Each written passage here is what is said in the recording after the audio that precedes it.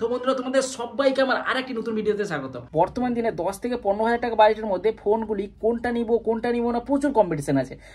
Realme বলো, Samsung বলো, Redmi বলো, মোটো বলো, 10 থেকে 15,000 টাকা বাজেটের মধ্যে ছেয়ে দিয়েছে। ভিভো আছে, আইকিউ আছে।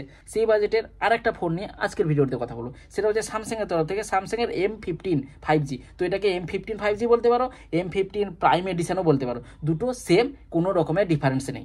তোমাদের বাজেট যদি 12 বা 13,000 টাকার মধ্যে থাকে তাহলে স্যামসাংয়ের এই ফোনটা তোমার ক্ষেত্রে কতটা ইম্পর্টেন্ট হবে, কত স্পেসিফিকেশনগুলো তোমার ক্ষেত্রে উপযুক্ত কিনা সব কিছু এই ভিডিওতে জানতে পারবে। তো আমি যে এই ভিডিওতে কথা বলবো সেটা হচ্ছে M15 প্রাইম এডিশন। তো চলো এই ফোনটি কিরকম দেখে নেওয়া যাক। তো ভিডিওতে আনবক্সিং নেই, পুরো ডাইরেক্ট রিভিউতে দেখতে গেলে ফোনটিকে প্রথমে দেখবো ডিজাইন।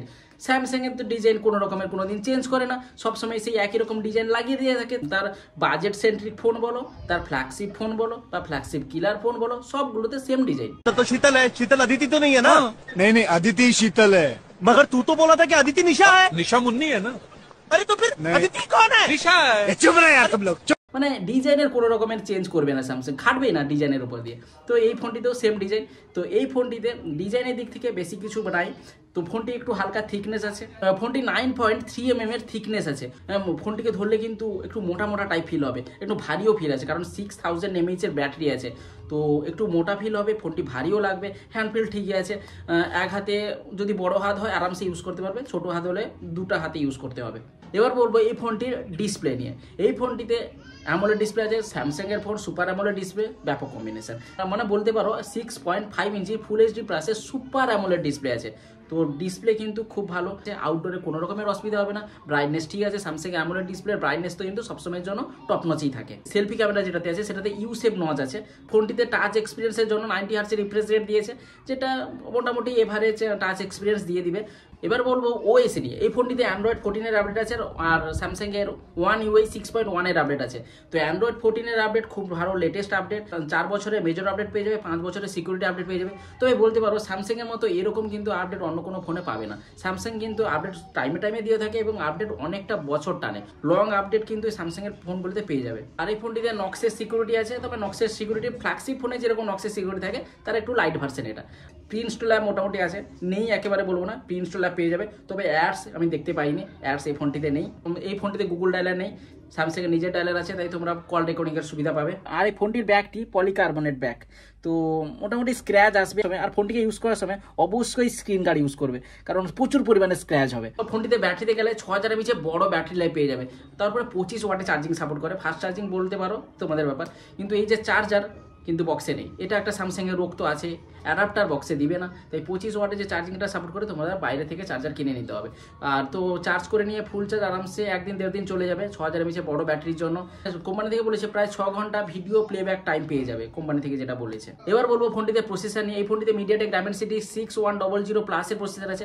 প্রসেসর কিন্তু হয়তো বাজেট সেন্ট্রিক প্রসেসর, কিন্তু এই ফোনে প্রসেসরের সাথে অপটিমাইজেশনটা খুব ভালো হয়েছে। স্যামসাং কিন্তু নিজের এক্সিনোসের প্রসেসর দেয়নি, ডায়মেনসিটির প্রসেসর দিয়েছে। আর প্রসেসরটি 6 ন্যানোমিটার বেস্ট 5G প্রসেসর। ফোনটিতে LPDDR4X এর RAM টাইপ, UFS 2.2 এর স্টোরেজ টাইপ আছে। তো সব মিলিয়ে 90 hertz refresh rate, UFS 2.2 storage type আর প্রসেসর সব মিলিয়ে কিন্তু ফোনটির ডেলি ইউজের ক্ষেত্রে কিন্তু এক্সপিরিয়েন্স ভালো হবে। 10-12 হাজার টাকা ফোনে তোমরা বেশি কি চাইছো, স্যামসাং এর ব্র্যান্ড ভ্যালুটাই যথেষ্ট 10-12 হাজার টাকা ফোনে। তো এইচডি হাই সেটিংসে তোমরা BGMI বা COD আরামসে খেলতে পারবে। হাই গেমিং করতে যাও না, নর্মাল গেমিংই করবে। আগেই বলেছি এই ফোনের প্রসেসরের সাথে এই ফোনের অপটিমাইজেশনটা ভালো আছে, তাই পারফরম্যান্স, অ্যাপ ওপেনিং ক্লোজ এবং র্যাম ম্যানেজমেন্টটা এই ফোনে কিন্তু দারুণ। তো এই ফোনটি যদি তোমরা নিতে চাও তাহলে তোমরা 4GB ভেরিয়েন্টটাকে স্কিপ করার চেষ্টা করবে, 6GB ভেরিয়েন্টটাকে নেওয়ার চেষ্টা করবে, কারণ এই ফোনে 4GB ভেরিয়েন্টটা ইউজ মাল্টিটাস্কিংকে কিন্তু ভালো রকমের প্রবলেম ফেস করবে। তাই বলছি 4GB ভেরিয়েন্টটাকে স্কিপ করে 6GB ভেরিয়েন্টটা নেওয়ার চেষ্টা করবে। এই ফোনটিতে ইউটিউবে তোমরা 1440p-তে ভিডিও কন্টেন্ট দেখতে পারবে। এবার বলবো স্যামসাং এর একটা ইম্পর্টেন্ট জিনিস, সেটা হচ্ছে ক্যামেরা। এই ফোনটিতে 50 মেগাপিক্সেলের মেন ক্যামেরা আছে, যেটা স্যামসাং এর নিজের সেন্সারে। 5 মেগাপিক্সেলের আলট্রা ওয়াইড সেন্সার আছে, 2 মেগাপিক্সেলের ম্যাক্রো সেন্সার আছে। মোটামুটি ফটো কোয়ালিটি ন্যাচারাল রাখার চেষ্টা করে স্যামসাং, তো যেরকম ধরন তার ন্যাচারাল রাখার একটু চেষ্টা করে। কালারটা মোটামুটি একটু বিউটিফাই করে না, কালার ঠিকই আছে।